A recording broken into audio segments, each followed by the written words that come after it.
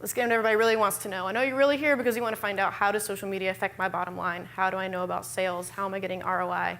Well, your strategies definitely have to lead to tactics that cause the consideration and a sale, because that's why we're all really here, right? So we did the poll earlier. Does your company have a way to prove your social media ROI? I'm very interested to see these stats. They can come up here in a minute. We'll refer back. Recently, there's a State of Digital Marketing report that really proved, oh, here we go. So no, 65% of you don't really know how to, I'm not surprised by that.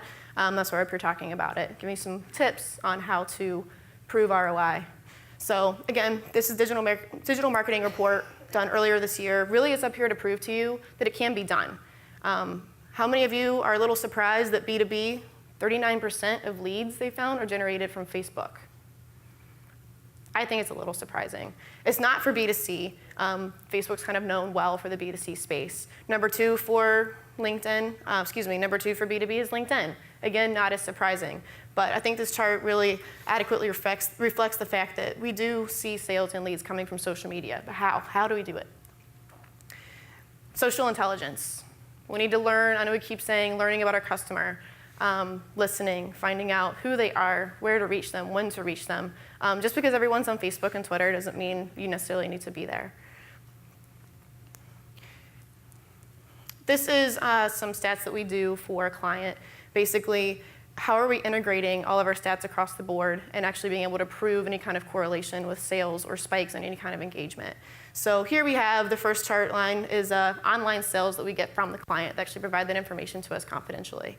So we're able to see when they spike. This is more of a B2B player. The valleys are on weekends. We noticed that the larger spikes are on Thursdays.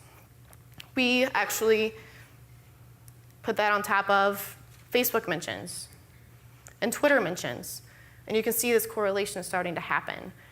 This started happening after we were implementing a strategy for a little while, so you're not going to see this overnight unless you're doing an amazing job and you just haven't really been paying attention. So basically, we learned these Twitter spikes right after the sale. People were going to Twitter to talk about something they just purchased. We learned that. So we're going to start using our strategy to talk to these people after we've made the sale and seeing if we get any feedback from them. Facebook, it was actually right before the sale. So people were investigating and asking and reaching out and asking questions before they went for that call to action. And then we also internally work with our optimization team to get Google Analytics and SEO traffic numbers. And we can see web traffic from LinkedIn and make those correlations as well.